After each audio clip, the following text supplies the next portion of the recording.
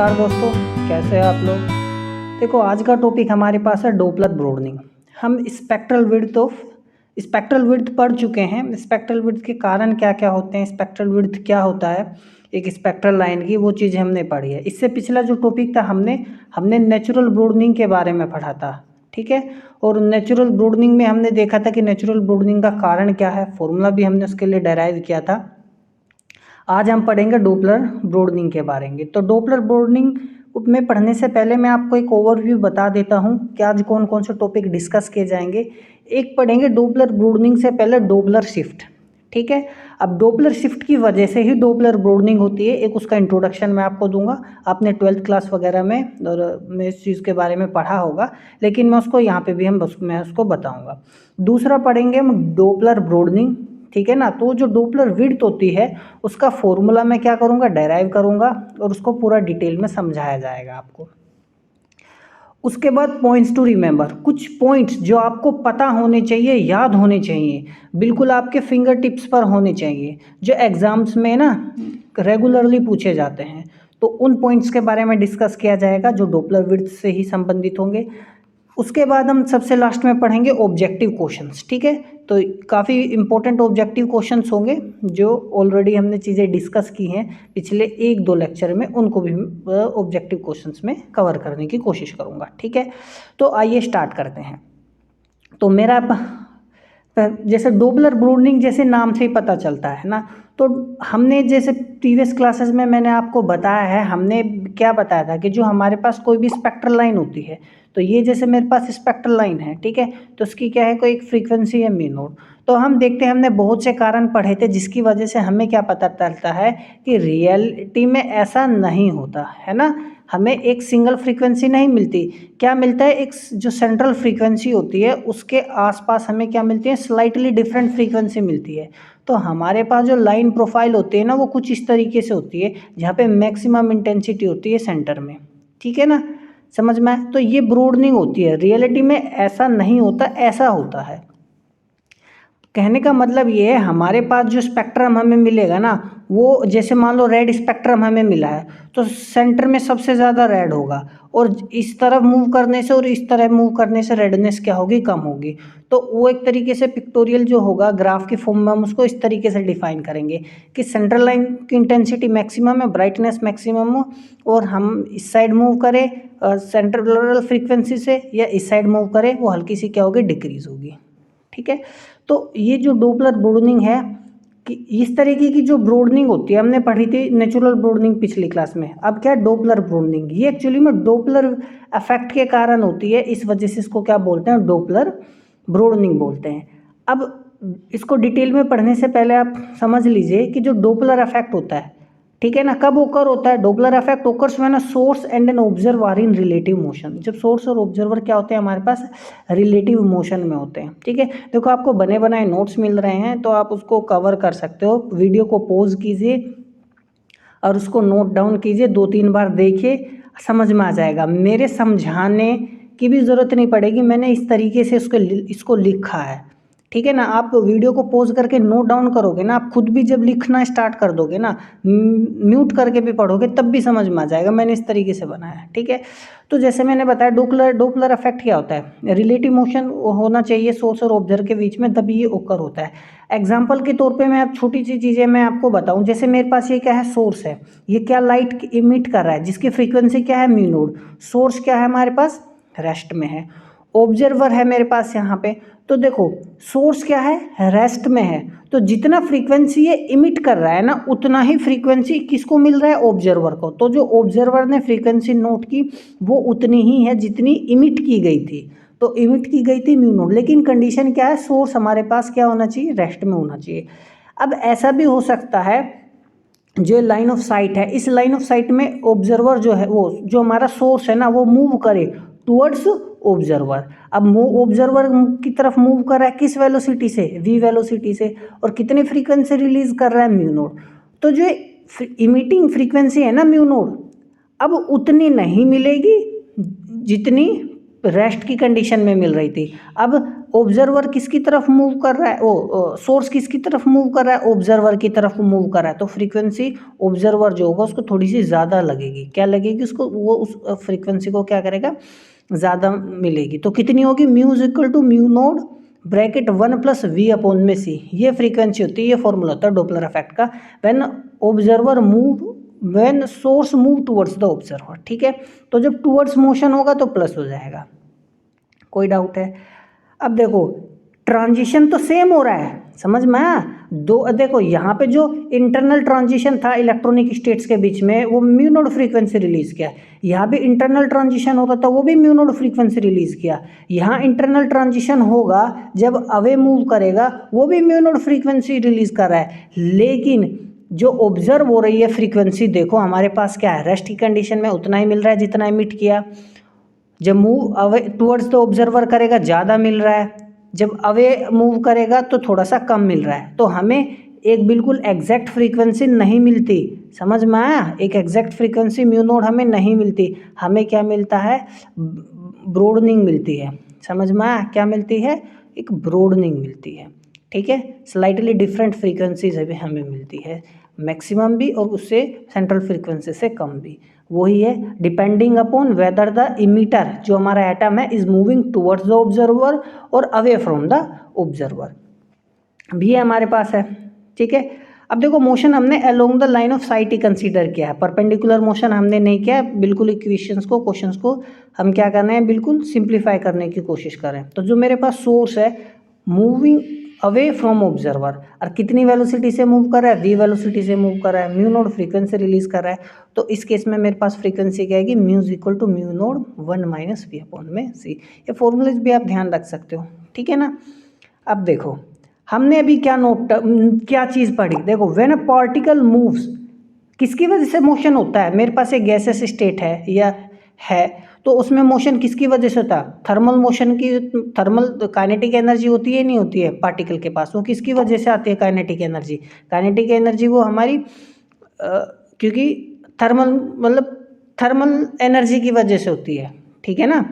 Kinetic energy किसकी वजह से होती है, थर्मल एनर्जी की वजह से होती है। तो जो पार्टिकल मूव कर रहे हैं ना ड्यू टू थर्मल मोशन, इसी वजह से डोपलर ब्रॉडनिंग को काफ़ी बार हम थर्मल ब्रॉडनिंग भी बोल देते हैं, ध्यान रखना इस बात का। तो Doppler broadening is sometimes called thermal broadening because the motion of the particle is due to temperature, या थर्मल मोशन होता है सीधी सी भाषा में कहें। तो हमने अभी यहाँ क्या देखा, when a particle moves towards the observer, जब ऑब्जर्वर की तरफ मूव करेगा तो जो फ्रीक्वेंसी है वो हाई फ्रीक्वेंसी की तरफ शिफ्ट हो जाएगी, प्लस आ जाएगा। तो जो रिसीव होगी फ्रीक्वेंसी वो थोड़ी सी हाई फ्रीक्वेंसी रिसीव होगी। उसी तरीके से जब इमीटर अवे मूव करेगा फ्रीक्वेंसी थोड़ी सी कम हो जाएगी, तो उस केस में हम माइनस लिखेंगे। समझ में? For non relativistic thermal velocities the Doppler shift in frequency is given by, ये मैंने अभी अभी ऑलरेडी आपको बताया यहाँ पे इस फॉर्मूले से, बस उसको थोड़ा सा यहाँ पे क्या क्या समराइज। नॉन रिलेटिविस्टिक केस ही हम कंसिडर कर रहे हैं। ठीक है, हम रिलेटिविस्टिक वगैरह चीज़ें पढ़ेंगे थोड़ा सा जब हम लेज़र के बारे में पढ़ाऊंगा मैं, लेज़र में भी हम ब्रॉडनिंग वगैरह डिस्कस करेंगे। ठीक है, तो देखो म्यू क्या है हमारे पास, ऑब्जर्व्ड फ्रीक्वेंसी है, म्यू नोड क्या है, रेस्ट फ्रीक्वेंसी है, और वी क्या है, वेलोसिटी ऑफ द इमीटर, ये ऊपर भी मैंने डिस्कस की थी। ठीक है, अब जैसे क्या थर्मल मोशन हो रहा है तो at a thermal equilibrium means at a particular temperature जो डिस्ट्रीब्यूशन होता है ऑफ स्पीड का, अब मेरे पास ये पे कोई कंटेनर है, एक पार्टिकल इधर जा रहा है, एक पार्टिकल इधर जा रहा है, एक पार्टिकल इधर जा रहा है, एक पार्टिकल इधर जा रहा है। ठीक है ना? समझ में आया? तो ये है, तो ये जो थर्मल मोशन हो रहा है तो जो डिस्ट्रीब्यूशन ऑफ वेलोसिटी है, इसका वेलोसिटी v1 है, इसका वेलोसिटी v2 है, तो पर्टिकुलर वॉल्यूम में dv वॉल्यूम में हमारे पास वेलोसिटी जो है v से v प्लस dv की रेंज में है। तो ये एक्चुअली में कौन बताता हमें, मतलब हम कंसिडर करते हैं तो जो डिस्ट्रीब्यूशन है ना स्पीड का, जो ये v1 v2 v3 different speed है जो थर्मल मोशन के कारण हो रही है, जो ये डिस्ट्रीब्यूशन ऑफ स्पीड है ये हमें मैक्सवेल डिस्ट्रीब्यूशन से हमें पता चलती है। ठीक है ना? तो if I v d v कहने का मतलब है हमारे पास यदि कोई पार्टिकल है, ठीक है ना, और जो कितनी वेलोसिटी से मूव कर रहा है, v वेलोसिटी से मूव कर रहा है, समझ में आया? तो जो आई वी डी वी क्या वो हमें बता रहा है, आई वी डी वी कहने का मतलब ये है, देखो हाँ, ये हमारे पास इस रेंज की बात कर रहा है। अब ये मैंने एक छोटा सा कंटेनर में ना एक स्मॉल एलिमेंट कंसिडर कर लिया, ठीक है। तो इसमें जो हमारे पास जो है यहाँ तक कि मान लो इसमें वेलोसिटी कितनी है v है, और इस रेंज में जो वेलोसिटी हमारे पास कितना है dv वेलोसिटी से क्या कर रहे हैं वो मूव कर रहे हैं, ठीक है। तो ये जो फ्रैक्शन है ना, ये क्या है फ्रैक्शन, ठीक है, IV/dv, या हम इसको इंटेंसिटी भी बोलते हैं। Intensity of the particles having velocity v and v plus dv in small element, ठीक है ना। तो IV/dv क्या है, is the fraction of particles, ये fraction of particles with velocity v to v plus dv along a line of sight, ठीक है। Then तो हमारे पास ये होता है मैक्सवेल बोल्ट्जमैन डिस्ट्रीब्यूशन का फॉर्मूला। तो मैक्सवेल बोल्ट्जमैन डिस्ट्रीब्यूशन क्या कहता है, हमारे पास फ्रैक्शन देता है, देखो मैं एन भी लिख सकता था, नंबर ऑफ पार्टिकल्स है ना, having velocity v to v dv, तो ये गिवन होता है। लेकिन वो फ्रैक्शन ऑफ पार्टिकल्स क्या, एक तरीके से इंटेंसिटी तो पता चलेगा हमें उससे भी। तो देखो हमारे पास ये फॉर्मूला कहता है I/V/dv is equal to √m/2π/kBt e exponential form में -mv² / 2kBt dv। m क्या है, mass of the emitting particle, जो पार्टिकल इमिट कर रहा है उसका क्या है, मास है। अब आपको कुछ चीज़ें ध्यान रखनी है, अभी वेलोसिटी का केस मैंने यहाँ पे कंसीडर किया, ठीक है। अब देखो हमने अभी ऊपर हमने भी ऊपर क्या किया, अब देखो frequency is equal to mu naught plus 1/v plus c, मैंने टूवर्ड्स द ऑब्जर्वर के का केस लिया। अब देखो मैं जब इसको डिफ्रेंशिएट करूँगा तो ये मेरे पास क्या है, डिफ्रेंशिएट हो गया frequency, mu node frequency constant है, ठीक है। ये हमारे पास क्या आ गया 1 प्लस ये भी कांस्टेंट है, 1/c कांस्टेंट, वो 1/c कांस्टेंट है क्योंकि, और ये वेलोसिटी है तो ये dv आ गया। तो ये पूरा v/c क्या है, कांस्टेंट ही तो है। तो मैं यहाँ पे क्या कर सकता हूँ, जैसे आपने 12th में पढ़ा होगा, हमने अपना यहाँ पे क्या क्या वेरिएबल चेंज किया। जैसे मेरे पास fx है ना, कोई फंक्शन है, तो मैं इसको x, ये क्या फंक्शन मान लो ये है x² + 4x है, ठीक है। तो मैं यदि वेरिएबल भी चेंज कर लूँगा, वेरिएबल चेंज करके मान लो मैं क्या लिख सकता हूँ इसको, ठीक है, fy is equal to y² + 4y। इससे कोई फ़र्क पड़ेगा, नहीं पड़ेगा। अभी मैंने यहाँ पे क्या देखा, चेंज इन फ्रीक्वेंसी क्या है, चेंज इन वेलोसिटी के ही तो प्रोपोर्शनल में है, ये तो कांस्टेंट है। तो उसी तरीके से मैं क्या लिख सकता हूँ, यहाँ पे जो इंटेंसिटी है having particle v and v plus dv, वो क्या होगा, उतनी इंटेंसिटी उनकी भी होगी जिसकी फ्रीक्वेंसी म्यू और dv के बीच में होगी। ये कंसेप्ट का इस्तेमाल करना है, ठीक है। और हमें वेलोसिटी का इस्तेमाल करना है। वेलोसिटी मैंने निकाली, अब देखो वेलोसिटी कैसे निकालेंगे। अब देखो जैसे मैंने बताया, मैंने टुवर्ड्स द ऑब्जर्वर का केस लिया है, या आप कोई सा भी ले सकते हैं, mu is equal to mu naught 1 plus v/c ये है। तो ये में म्यू नोड नीचे आ गया, ये फ्रीक्वेंसी है हमारे पास, ठीक है, और इक्वल टू 1 प्लस v/c। अब देखो ये इधर आ गया, माइनस इधर ले लेंगे ना, तो हम जब इसको इधर लेंगे तो हमारे पास ये केस आ गया, ठीक है, -1 आ गया। c को इधर लिया है तो मेरे पास क्या आ गया, सिंपली वेलोसिटी निकाल ली। तो ये वो वेलोसिटी भी मैंने यहाँ पे ले ली, ठीक है। अब दोनों साइड जब डिफ्रेंशिएट करेंगे, अभी मैंने जैसे यहाँ डिफ्रेंशिएशन से बताया, वेलोसिटी क्या है, एक तरीके से चेंज इन वेलोसिटी क्या है, ये c ऊपर चला जाएगा, म्यू नोड नीचे आ जाएगा, c/म्यू नोड ये है। तो इन चीज़ों को हमने इस्तेमाल कर लिया। एक्चुअली में क्या है, ये जो मैक्सवेल बोल्ट्जमैन डिस्ट्रीब्यूशन है ना वेलोसिटी का, इसको मैंने फ्रीक्वेंसी की टर्म्स में चेंज करना है। तो इसकी जगह मैं फ्रीक्वेंसी के लिए लिखूँगा, ये तो पूरा कांस्टेंट है, ये m/2π/kBt, समझ में आया। यहाँ पे mv²/2kBt है, ठीक है। वेलोसिटी की जगह फ्रीक्वेंसी के टर्म्स में लिखूँगा, यहाँ पे भी वेलोसिटी है उसको भी फ्रीक्वेंसी के टर्म्स में लिखूँगा, ठीक है ना। तो देखो मैंने क्या किया, I/μ/d/μ इज इक्वल टू, अब ध्यान से देखना, ये √m/2π/kBt क्या है, √m/2π/kBt हो गया। अब देखो dv की जगह मैं क्या है, इसकी जगह मैं सिंपली क्या लिखूँगा, इसकी जगह मैं लिखूँगा c/μ डी म्यू ये लिखूँगा, ये चीज़ मैं यहाँ पे लिखूँगा, ठीक है। और सी म्यू नोड आगे आ गया, यही सी म्यू नोड क्या है, ये रहा देखो, ये आगे लिख लिया, ये डी म्यू होगा। एक्सपोनेंशियल में क्या है, अब यहाँ पे जो वेलोसिटी का स्क्वायर था ना minus m v square upon में क्या था 2 kBt तो था मेरे पास, ठीक है। ये जो था minus m v square upon 2 तो वेलोसिटी का वैल्यू लिख लिया। तो वेलोसिटी हमने जैसे मैंने बताया आपको ये निकाल ली थी। अब देखो मैं ये क्लासिकल अप्रोच से आपको बता रहा हूँ, इससे हम आसानी से निकाल सकते हैं, कुछ नहीं है, बहुत आसान है। तो जो हमारे पास डोपलर ब्रोडनिंग होती है, आपको ध्यान रखना है उसमें जो ये मेरे पास स्पेक्ट्रल ब्रोडनिंग आती है ना, ये इसकी इस शेप का नाम है, इसको क्या बोलते हैं हम, गॉसियन प्रोफाइल, ठीक है। तो ये जो फॉलो करता है स्पेक्ट्रल लाइन जो है, ये ब्रोडनिंग जो फॉलो करता है उसको क्या बोलते हैं, गॉसियन प्रोफाइल। और नेचुरल के केस में, नेचुरल विड्थ के केस में ध्यान रखना, नेचुरल ब्रोडनिंग के केस में लोरेंजियन प्रोफाइल होती है, क्या होती है, लोरेंजियन प्रोफाइल, ठीक है ना, लोरेंजियन प्रोफाइल, इस बात का ध्यान रखना। अब देखो यहाँ ये मैंने इसके बारे में पहले भी डिस्कस किया था। अभी मेरे पास क्या स्पेक्ट्रल लाइन है, ये क्या हो गई मेरे पास सेंट्रल फ्रीक्वेंसी हो गई। अब हम विड्थ क्या ले स्पेक्ट्रल लाइन की, तो हम क्या कंसीडर करते हैं, हम अब जैसे कोई कहने का ये ले लो, ये ले लो, ये ले लो, ये ले लो, ऐसा नहीं है। हम क्या करते हैं, जहाँ पर मैक्सिमम इंटेंसिटी का आधा होता है, तो मैक्सिमम इंटेंसिटी कितने आई नोड, ठीक है। अब मैक्सिमम इंटेंसिटी का आधा कितना होगा, आई नोड अपॉन 2, तो जहाँ आधा है ये आधा है ना, तो यहाँ पे एक फिर बार ये कट कर रहा है और ग्राफ यहाँ पे एक बार कट कर रहा है, ठीक है। तो इसी विड्थ को हम कंसीडर करते हैं, ये कन्वेंशन लिया है, समझ में आ गई बात। तो ये जो विड्थ होती है यही हमारे पास क्या है, डोपलर विड्थ है, ठीक है। नेचुरल ब्रोडनिंग के केस में ये क्या हो जाएगी, नेचुरल के केस में हो जाएगी नेचुरल ब्रोडनिंग, समझ में आया। अब देखो जैसे मैंने हम क्या पीछे भी जैसे मैंने आप चीज़ को बताया था।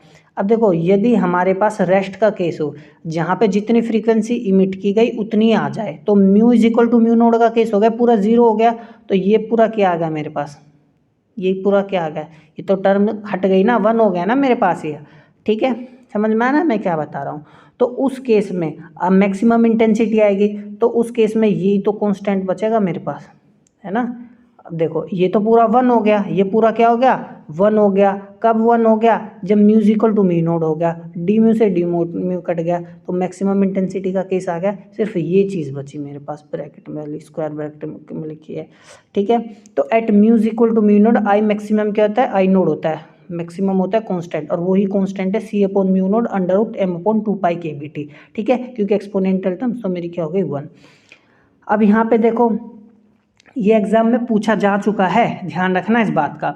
अब देखो मैक्सिमम इंटेंसिटी मैंने निकाल ली, तो मैक्सिमम इंटेंसिटी यही तो आई है। अब देखो क्या कहा गया, कुछ नहीं किया गया। अब इसी को मैं अंदर ले जाऊंगा तो क्या लिख दूंगा, सी स्क्वायर, म्यू नोड को अंदर ले जाऊंगा तो क्या लिख दूंगा, mu naught square, under root में लेके गया, बाहर ले जाओगे तो ऊपर वाला ही बन जाएगा। अब क्या किया गया, देखो 2π/kBt, अब मी सी स्क्वायर से ऊपर नीचे जब डिवाइड करोगे तो यही तो आएगा, यहाँ तो 1 आ जाएगा।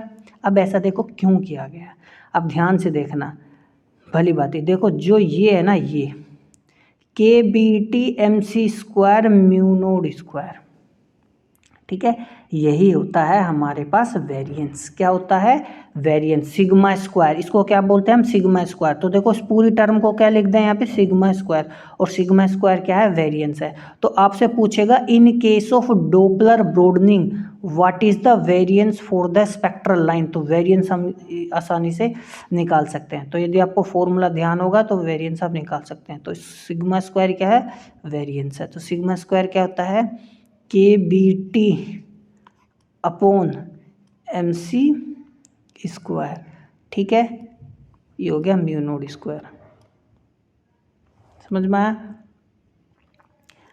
अब बात करते हैं हम स्टैंडर्ड डेविएशन की। अब देखो इस वेरिएंस का ही अंडर रूट कर देंगे तो हमारे पास क्या आ जाता है, स्टैंडर्ड डेविएशन। देखो अंडर रूट करेंगे तो ये हमारे पास जो स्क्वायर टर्म है हट जाएगी, ठीक है ना, म्यू नोड बाहर आ जाएगा, तो यही होता है हमारे पास स्टैंडर्ड डेविएशन। तो ये फॉर्मूला आपकी ज़बान पर होना चाहिए बिल्कुल, ठीक है। अब देखो kBt क्या है, एनर्जी का यूनिट है, mc² एनर्जी का यूनिट है, यूनिट से यूनिट कट गया, तो वेरिएंस क्या है, एक तरीके से किसकी टर्म्स में आया है ये, इसका जो यूनिट होगा सिग्मा स्क्वायर, हर्ज स्क्वायर आएगा, क्योंकि फ्रीक्वेंसी हर्ज में हमने ली है तो हर्ज स्क्वायर हो जाएगा, ठीक है ना। अब बात करते हैं, ध्यान से देखो, स्पेक्ट्रल विड्थ हम कब कंसीडर करते हैं, जैसे मैंने बताया, हम जब हाफ मैक्सिमम इंटेंसिटी का लेते हैं। तो ये जो म्यू नोड कब आता है, जब इंटेंसिटी हम क्या लेते हैं, हाफ। तो म्यू 1 और म्यू 2 पे इंटेंसिटी क्या हो जाती है हमारे पास, हाफ। तो हमें क्या मिलता है, स्पेक्ट्रल विड्थ मिलती है। इस केस में हम क्या बोलेंगे, डोपलर विड्थ। समझ में आया। तो the intensity is half of maximum intensity at point A and B, therefore. अब देखो ध्यान से, ये जो मेरे पास टर्म है ना, देखो ये क्या है, ये जो ए और बी पर ही तो हाफ है, ये तो कांस्टेंट है, इस पर तो कोई फर्क पड़ने वाला नहीं है। ये क्या है, मेरी कांस्टेंट है। अब ये जो वेरिएशन स्पेक्ट्रल लाइन में हो रहा है ना, किसकी वजह से हो रहा है, ये एक्सपोनेंशियल टर्म की वजह से ही हो रहा है, क्योंकि ये क्या है, कांस्टेंट है। तो ए और बी पे इंटेंसिटी क्या हो रही है, हाफ हो रही है। तो हाफ क्यों हो रही है, क्योंकि ये एक्सपोनेंशियल टर्म हाफ हो रही है। समझ में आ रहा है मैं क्या बता रहा हूँ, ठीक है ना, कोई डाउट है। तो the intensity is half of maximum intensity at point A and B, therefore जो एक्सपोनेंशियल टर्म थी ना, exponential minus m c square 2kBt mu minus mu naught square is equal to 1/2, ये ही हाफ है, उसी वजह से इंटेंसिटी मेरी half हो रही है। अब दोनों साइड क्या ले लेंगे, लोग। अब देखो जब दोनों साइड लोग लेंगे तो ये बाहर आ जाएगा, मतलब ये आगे आ गया मेरे पास, ठीक है। यहाँ इसमें जब लोग लगाएंगे तो मेरे पास क्या बनेगा, log 1/2। तो log 1/2 को क्या लिखेंगे, log 1 माइनस log 2। log 1 का वैल्यू कितना होता है, 0, क्या बचेगा, -ln2। तो -ln2 बचा। जब इस पर log बदलाएंगे तो मैं, देखो ध्यान से देखो, log e की पावर x है ना, बेस भी तो इसका, तो हमारे पास क्या होता है, ये आगे आ जाता है।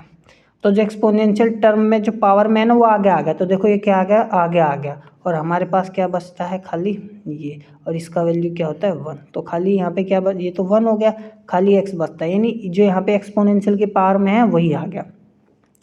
माइनस से देखो ये माइनस कट गया, कोई डाउट है।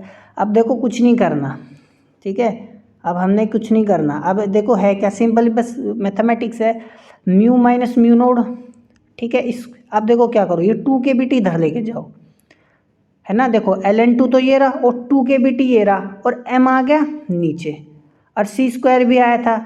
समझ में आया मैं क्या कह रहा हूँ, ये और म्यू नोड स्क्वायर ऊपर चला गया, लेकिन यह स्क्वायर था तो अंडर रूट लेंगे तो म्यू नोड बाहर आ गया, और c, क्योंकि c स्क्वायर और म्यू नोड पे क्या है, स्क्वायर है। तो सिंपल है और कुछ नहीं है। अब हमने देखो क्या करना है, अब देखो म्यू माइनस म्यू नोड आया क्या है। अब एक बात ध्यान से देखना गौर से, यही तो मेरे पास फिर, ये मेरे पास क्या है, यही तो मेरे पास है, ये मेरे पास क्या हो गई, म्यू नोड, ठीक है, कोई डाउट है। अभी हमारे पास क्या है, म्यू माइनस म्यू नोड, ठीक है। अब देखो ये मेरे पास क्या डोपलर विड्थ है, ये μ1 माइनस μ2। अब देखो ये मेरे μ2 है, ये कंसीडर क्या मैंने, देखो दोनों साइड क्या इस हमने क्या क्या सिमेट्रिक है, तो म्यू माइनस म्यू नोड। तो हमने अभी इतना हिस्सा निकाला, बस ये स्पेक्ट्रल विड्थ निकाली, ठीक है ना, म्यू माइनस म्यू नोड। अब हमें तो ये भी तो चाहिए, ये क्या है कि इसके लिए इसमें 2 की गुना कर दी, तो ये पूरी विड्थ स्पेक्ट्रल विड्थ आ गई मेरे पास। तो multiplying by 2 we will get line width, तो हम लाइन की विड्थ निकाल लेंगे। तो देखो इसमें यहाँ 2 की गुना हो जाएगी, ये क्या होगी, 2 की गुना। देखो 2 mu naught upon c under root 2kBt up m ln2, यही होता है फुल विड्थ हाफ मैक्सिमम, या डोपलर विड्थ इसी को बोलते हैं। समझ में आया, ठीक है। तो डोपलर विड्थ एक्चुअली में है क्या, डोपलर विड्थ यही है, म्यू माइनस म्यू, ठीक है ना, इसमें 2 की गुना की है तो डोपलर विड्थ आ गई। ये फॉर्मूला आपके ज़बान पर होना चाहिए, दिमाग में एकदम बैठा लो इसको, ठीक है। तो हमारे पास डोपलर विड्थ क्या आई है, डोपलर विड्थ देखो हमारे पास ये आई है 2 mu naught upon c 2kBt ln2 upon mass of the particle है, ये क्या है, मास ऑफ द पार्टिकल, ठीक है। अब आपको एक बात अब भली भांति ध्यान रखनी है, यदि मैं ln2 की वैल्यू पुट कर दूं, अब ध्यान से देखो ये क्या है, ये मेरे पास क्या है, यहाँ पर log n2, ये फॉर्मूला आपको याद होना चाहिए, इंपॉर्टेंट फॉर्मूला है, ये फॉर्मूला आपको याद ही होना चाहिए। तो log n2 का वैल्यू कितना होता है, 0.83। तो अंडर रूट log 2 का, कि अंडर रूट log 2 का वैल्यू कितना 0.83, लेकिन ये भार 2 भी तो है, जब हम इसमें 2 के मल्टीप्लाई करेंगे तो कितना आएगा 4, 6 8 दूनी 16, तो ये 1.66 मेरे पास समथिंग आ गया, 1.664 आ गया मेरे पास, ठीक है। तो हमने ये लिख लिया, तो mu naught upon c as it is under root 2 KBT। तो इस फॉर्म में भी काफ़ी बार आपसे क्वेश्चन 4 ऑप्शन देगा और आपसे पूछेगा कि डोपलर विड्थ कौन सी है बताओ। तो यदि आपको ये फॉर्मूला याद है तो उससे सारी चीज़ आप निकाल सकते हो। तो ये भी ध्यान रखना, ऐसे भी होता है 1.66 mu naught upon c under root 2 KBT upon में एम। एम क्या है, मास ऑफ द पार्टिकल, ठीक है। दूसरा, अब देखो इसको इस फॉर्म में भी हम लिखते हैं, इस फॉर्म में भी इसको लिखा जाता है। अब ये फॉर्म कैसे आई अभी मैं आपको बताता हूँ, ठीक है। अब एक बात देखो ध्यान से, अभी हमने क्या किया, हमारे पास अब देखो यदि मैं हाँ इन टर्म्स ऑफ वेवलेंथ की बात करूँ ना, तो वेवलेंथ की टर्म्स में भी हम इसको ऐसे लिख सकते हैं, 2 म्यू नोड की जगह कितना आ जाएगा, म्यू नोड ओ लैम्डा नोड अपॉन सी, ये हो जाएगा 2 KT ln 2 अपॉन में m, वेवलेंथ की टर्म्स में आ गया, ठीक है। कोई डाउट है? अब देखो 1.66 लैम्डा नोड 2 KT अपॉन में m। m क्या है, mass of the particle, m क्या है, मास ऑफ द पार्टिकल, समझ में आया? यहाँ पे भी देखो इसको फ्रीक्वेंसी के, ये वेवलेंथ की टर्म्स में लिखा मैंने, फ्रीक्वेंसी में भी ये आ जाएगा, फ्रीक्वेंसी की टर्म्स में 1 पॉइंट, देखो लैम्डा अपॉन में हमें यहाँ पे c भी लिखना पड़ेगा, ये ना ये भूल गए थे हम, ठीक है। तो 1.66, ठीक है। तो ये मेरे पास 1.66 mu naught upon c under root 2 KBT upon में m, ये मैंने ऑलरेडी यहाँ पे क्या है लिख दिया है। अब देखो दूसरे टर्म्स में हम इसको और कैसे लिखेंगे। अब देखो हमारे पास हम जानते हैं जो बोल्ट्जमैन कांस्टेंट होता है ना, KB क्या होता है, KB is equal to R upon में एवोगैड्रो नंबर, ठीक है, ये होता है।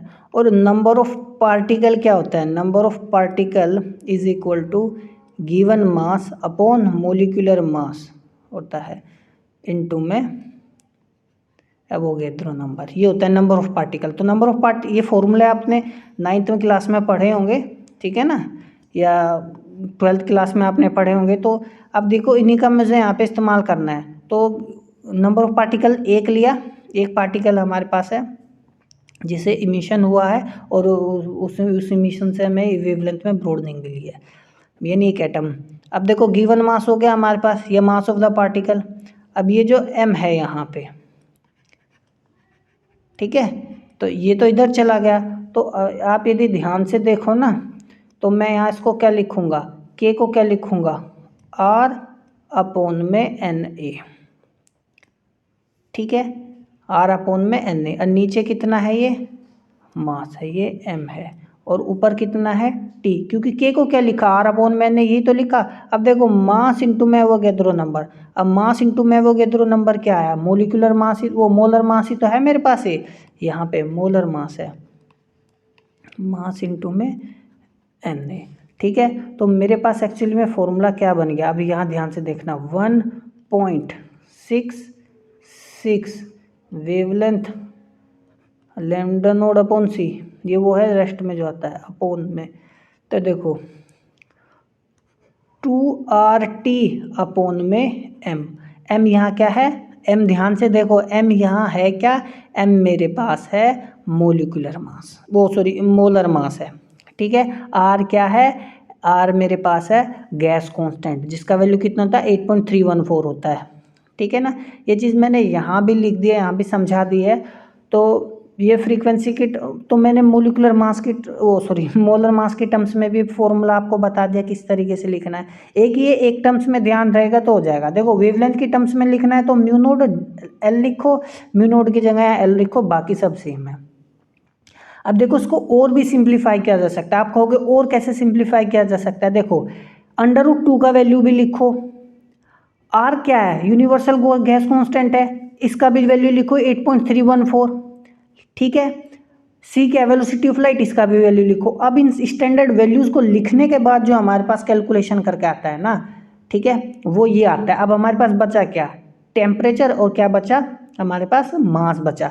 ठीक है, अब ये देखो एटॉमिक वेट हमारे पास हम किस में लेते हैं, ग्राम पर मोल में लेते हैं, ध्यान रखना ग्राम पर मोल में लेते हैं। ठीक है, कोई डाउट है? देखो ग्राम पर मोल में हम यहाँ नीचे लिखेंगे, इस केस में हम ग्राम पर मोल में लेंगे। यहाँ पे जो देखो सारी चीज़ वैल्यू लिखने के बाद, ये बहुत इंपॉर्टेंट है, बहुत ज़्यादा इंपॉर्टेंट है। मैं क्यों ऐसा बोल रहा हूँ, क्योंकि इस फॉर्मूले में हमें कैलकुलेशन ना के बराबर करनी है, यदि आपको ये याद रहा तो। समझ में आया?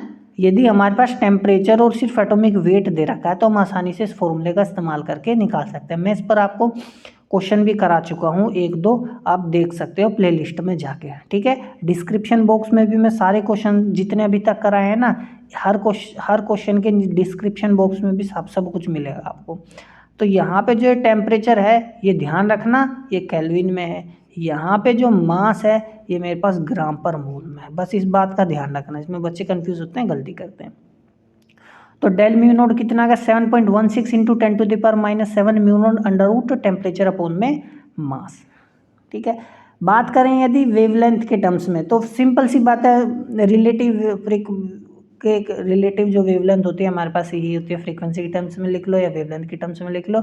अब जो विड्थ है ये है, अब इसकी जगह कुछ नहीं करना, देखो इसको क्या लिखो, डेल लैम्डा हो गया, है ना, म्यू नोट की जगह डेल लैम्डा हो गया, बस क्वेश्चन हमारे पास क्या है, सेम है। तो इन टर्म्स ऑफ वेवलेंथ भी हमने लिखा। अब देखो यहाँ आप क्या समझे, देखो डोपलर विड्थ को जैसे मैंने बताया था, डोपलर विड्थ क्या है, रिलेटिव मोशन होता है। मोशन रिलेटिव किसकी वजह से होता है, थर्मल एनर्जी की वजह से होता है। समझ में? तो डोपलर विड्थ तो जो है ना increases proportionally with the frequency mu node, हम देख सकते हैं। ठीक है ना, ये क्या है, डायरेक्टली प्रोपोर्शनल है ना फ्रीक्वेंसी के। ठीक है, तो वही कह रहे हैं increases with the frequency mu naught and temperature, under root है ना टेम्परेचर का T1/2, and decreases with increasing mass of the atom. देखो यहाँ पे क्या है, mass of the atom, mass of the particle ले लो, एटॉमिक वेट ले लो, दोनों में सेम तरीके से डिक्रीज होता है, इनवर्सली प्रोपोर्शनल होता है अंडर रूट ऑफ मास के। ठीक है ना, समझ में? अब देखो यहाँ पे बेसिकली है क्या, मेन पैरामीटर क्या है, टेम्परेचर है। मेन पैरामीटर क्या है, टेम्परेचर है हमारे पास। तो जो टेम्परेचर है ना उसकी वजह से तो डोपलर ब्रोडनिंग हो रही है, इसी वजह से ना डोपलर ब्रोडनिंग को कभी कभार क्या बोलते हैं, थर्मल ब्रोडनिंग भी बोलते हैं। ठीक है ना, कोई डाउट है? अब देखो, अब कुछ इंपॉर्टेंट चीज़ें जो आपको पता होनी चाहिए, क्या, देखो if we consider Doppler broadened spectral line at 3 different temperature. अभी हमने ऊपर क्या देखा, हमने देखा जो डोपलर ब्रोडनिंग थी वो डायरेक्टली प्रोपोर्शनल है किसके, अंडर रूट ऑफ टेम्परेचर। तो 3 अलग अलग टेम्परेचर पर देखा, तो टेम्परेचर ज़्यादा होगा तो ब्रोडनिंग ज़्यादा होगी। अब देखो ये T1 टेम्परेचर है, ये T2 टेम्परेचर है और T3 टेम्परेचर। अब देखो यहाँ देखो T3 टेम्परेचर ज़्यादा है और देखो T3 टेम्परेचर ये रहा ज़्यादा, और देखो कितनी ज़्यादा ब्रोडनिंग है, पूरा फैल गया है ना, समझ में आया? T2 का हमारे पास क्या है, T2 ये रहा। अब देखो ये कितना फैला हुआ है ना, T2 थोड़ा सा कम, T1 टेम्परेचर कम है। अब देखो T1 टेम्परेचर की कितनी कम हुआ है, समझ में आ गई बात? ठीक है, कोई दिक्कत है? तो इसको आप भली भांति ध्यान रखना है टेम्परेचर का केस में, ये ग्राफ आपसे पूछ सकता है एग्जाम में। तो the reason behind is that the Doppler broadening increases with the temperature as molecular speed increases with rise in temperature. So in order to get maximum sharpness of the spectra it is essential to work at low temperature. आप कहोगे ये क्या बात हुई, अब ध्यान से देखो, जैसे जैसे हमारे पास क्या होगा, ठीक है, अब देखो लो टेम्परेचर पर हमें मैक्सिमम शार्पनेस मिलेगी। यदि हमें क्या चाहिए, शार्पनेस चाहिए, क्योंकि लो टेम्परेचर पर विड्थ क्या होगी, कम। देखो विड्थ, देखो ये शार्पनेस देखो कितनी ज़्यादा है, अब विड्थ क्या है, बहुत कम। अब शार्पनेस देखो कितनी कम हो गई, लेकिन विड्थ क्या है, ज़्यादा। समझ में? यहाँ ज़्यादा टेम्परेचर है, यहाँ कम टेम्परेचर है, तो कम टेम्परेचर पर ही हमें तो क्या मिलेगी, मैक्सिमम शार्पनेस। समझ में आया मैक्सिमम शार्पनेस की क्या बात कर रहा हूँ मैं? ठीक है, कोई डाउट है? नहीं होना चाहिए। तो कुछ पॉइंट्स जो आपको याद होने चाहिए, क्या, तो इस points to remember, spectral line profile is Gaussian, Gaussian profile होती है, ध्यान रखना। मैंने लोरेंजियन और गॉसियन प्रोफाइल में डिफरेंस भी बताया था जब मैंने नेचुरल विड्थ का केस आपको पढ़ाया था। नेचुरल ब्रोडनिंग लोरेंज प्रोफाइल होती है और डोपलर ब्रोडनिंग गॉसियन प्रोफाइल होती है, ठीक है। Doppler broadening is most significant, ये बहुत ज़्यादा इंपॉर्टेंट बात है। Doppler broadening is most significant at high temperature, temperature क्या होना चाहिए, बहुत ज़्यादा होना चाहिए, और वेवलेंथ क्या होनी चाहिए, बहुत ही कम होनी चाहिए। वेवलेंथ कम होगी तभी तो फ्रीक्वेंसी में स्प्रेड ज़्यादा आएगा, समझ में आ रहा है मैं क्या कह रहा हूँ। और प्रेशर क्या होना चाहिए, कम होना चाहिए, ठीक है। तो आप इसको ध्यान रखना, प्रेशर क्या होगा, कम होगा, टेम्परेचर क्या होगा, ज़्यादा होगा। टेम्परेचर अब डायरेक्टली प्रोपोर्शनल था ना अंडर रूट टेम्परेचर के। स्मॉल वेवलेंथ कहने का देखो, इस वेवलेंथ स्मॉल होगी तभी तो फ्रीक्वेंसी में ज़्यादा स्प्रेड आएगी। म्यू इज इक्वल टू क्या होता है हमारे पास, mu is equal to C upon में लैम्डा, ये तो कांस्टेंट है हमारे पास। ये कम होगा तभी फ्रीक्वेंसी हमें क्या मिलेगी, मतलब इस फ्रीक्वेंसी में जो स्प्रेड है ना वो हमें ज़्यादा मिलेगा, ठीक है। तो ध्यान रखना, स्पेक्ट्रल ब्रोडनिंग हम इन टर्म्स ऑफ फ्रीक्वेंसी लिखते हैं, लेकिन हम उसको फिर बाद में क्या करते हैं, वेवलेंथ की टर्म्स में डिफाइन करते हैं, ठीक है। तो डोपलर ब्रोडनिंग सबसे ज़्यादा सिग्निफिकेंट होती है जब टेम्परेचर बहुत ज़्यादा हो, वेवलेंथ क्या हो, कम हो, ध्यान रखना वेवलेंथ क्या हो, कम हो, और प्रेशर क्या होना चाहिए हमारे पास, कम होना चाहिए, ठीक है। अब आप कहोगे प्रेशर कम क्यों होना चाहिए, क्योंकि प्रेशर ज़्यादा होने पर मॉलिक्यूल्स एक दूसरे में क्या करने लगेंगे, टक्कर मारने लगेंगे, जिसको हम बोलते हैं सीधी सी भाषा में कोलिजन। अब देखो एक एटम है जो एक्साइटेड स्टेट में है, अब वो एक्साइटेड स्टेट में है तो क्या करेगा, वो लोअर स्टेट में आएगा, लेकिन यदि कोलिजन कर गया ना वो, तो उस कोलिजन की वजह से जो फ्रीक्वेंसी रिलीज करेगा ना, अब वो हो सकता है ज़्यादा की करे या हो सकता है कम फ्रीक्वेंसी करे। मान लो कोलिजन नहीं हुआ, हाई प्रेशर है, बहुत ज़्यादा प्रेशर है तो कोलिजन तो होगा, तो कोलिजन नहीं हुआ तो म्यू नॉट फ्रीक्वेंसी रिलीज की। अब मान लो कोलिजन हो गया तो हो सकता है फ्रीक्वेंसी कम रिलीज करे, हो सकता है फ्रीक्वेंसी ज़्यादा करे, क्योंकि परटर्बेशन हो जाएगा उसकी एनर्जी स्टेट में, समझ में आया। तो कोलिजन की वजह से भी ब्रोडनिंग होती है जिसको हम बोलते हैं कोलिजन ब्रोडनिंग, तो वो तो हमें नहीं कंसीडर करनी, हम पढ़ रहे हैं डोपलर ब्रोडनिंग। तो डोपलर ब्रोडनिंग यदि पता करनी है तो प्रेशर कम ही होना चाहिए, क्योंकि प्रेशर ज़्यादा होगा तो कोलिजन ब्रोडनिंग होगी, वो हमें डोपलर ब्रोडनिंग के बारे में जानकारी नहीं देगा, उसमें कोलिजन ब्रोडनिंग इंटरफेयर करेगी, ठीक है। तो ध्यान रखना, प्रेशर कम होगा, टेम्परेचर ज़्यादा होगा, वेवलेंथ कम होगी। अब Doppler broadening is much larger than natural broadening, ये भी है, नेचुरल ब्रोडनिंग से ज़्यादा होती है क्या, डोपलर ब्रोडनिंग, ये भी बहुत इंपॉर्टेंट चीज़ है। Without special experiment tricks, it is therefore not possible to measure the natural line width directly। मतलब कहने का मतलब डोपलर ब्रोडनिंग बहुत ज़्यादा होती है, नेचुरल ब्रोडनिंग आसानी से पता नहीं कर पाते, डायरेक्ट एक्सपेरिमेंट से हम नेचुरल ब्रोडनिंग नहीं पता कर पाते कि नेचुरल जो लाइन जो नेचुरल ब्रोडनिंग है जिसको हम इंट्रिंसिक ब्रोडनिंग भी बोलते हैं वो कितनी हुई है। तो it is however possible to determine it from measured spontaneous lifetimes of excited states. अब अभी देखो मैंने यहाँ भी क्या बताया आपको, डोपलर ब्रोडनिंग बताया, तो क्वेश्चन में कहने का मतलब है डोपलर ब्रोडनिंग बहुत सिग्निफिकेंट होती है, नेचुरल ब्रोडनिंग बहुत कम होती है। मतलब नेचुरल ब्रोडनिंग को आसान नहीं होता एक्सपेरिमेंटली डिटेक्ट करना, तो अब नेचुरल ब्रोडनिंग को एक्सपेरिमेंटली आसान नहीं है डिटेक्ट करना, तो क्या जाए, मैंने नेचुरल ब्रोडनिंग आपको क्या पढ़ाई थी, मैंने नेचुरल ब्रोडनिंग आपको बताई थी 1/2 पाई, और ये क्या हमारे पास life time of excited state है, लाइफ टाइम है एक्साइटेड स्टेट का। अब ये कैसे पता करें, तो ये चैलेंजिंग होता है, लेकिन मैंने आपको ये भी बताया था आइंस्टाइन कोफिशिएंट होता है ना, आइंस्टाइन कोफिशिएंट होता है AI। तो यदि हमें ये पता चल जाए तो हम नेचुरल ब्रोडनिंग पता कर सकते हैं, ठीक है। और ये आइंस्टाइन्स कोफिशिएंट जो होता है स्पॉन्टेनियस इमिशन के लिए, ये हम लेज़र में मैं आपको डिस्कस करूँगा, ये किस तरीके से हमारा टेम्परेचर फ्रीक्वेंसी वगैरह पे डिपेंड करता है, उसको वैल्यूज़ रख के हमें स्पॉन्टेनियस इमिशन कोफिशिएंट की वैल्यू निकालते हैं, जिसकी वजह से हम नेचुरल ब्रोडनिंग पता कर पाते हैं इनडायरेक्टली, ठीक है ना, समझ में आया। तो क्वेश्चन मतलब वही है, कहने का मतलब कि बहुत इम्पॉसिबल होता है डायरेक्टली मेज़र करना, लेकिन हम स्पॉन्टेनियस कोफिशिएंट से ना एक्साइटेड स्टेट को उसको निकाल सकते हैं। It is sometimes called inhomogeneous broadening since each atom contributed its own frequency to the profile. Hence removal of a sample of atoms will distract the line shape. अब देखो line shape distract करेगा. अब line shape है क्या? Gaussian होता है. ठीक है ना. क्वेश्चन कह रहा है कि जो डोपलर ब्रोडनिंग होती है ना, ध्यान रखना इसको, इंपॉर्टेंट है, इनहोमोजीनियस ब्रोडनिंग होती है. क्या होती है? इनहोमोजीनियस ब्रोडनिंग होती है. वो डिपेंड करती है. अब देखो यहाँ पे मेरे पास एक देखो कोई एटम इस तरीके से मूव कर रहा है, कोई ऐसे मूव कर रहा है, कोई ऐसे मूव कर रहा है, कोई अवे मूव कर रहा है, और कोई टूवर्ड्स मूव कर रहा है, कोई रेस्ट में है. तो फ्रीक्वेंसी रिसीवर के पास अलग अलग तरीके से पहुंचेगी. तो जो ब्रोडनिंग होगी वो क्या होगी? इनहोमोजीनियस होगी. ठीक है ना.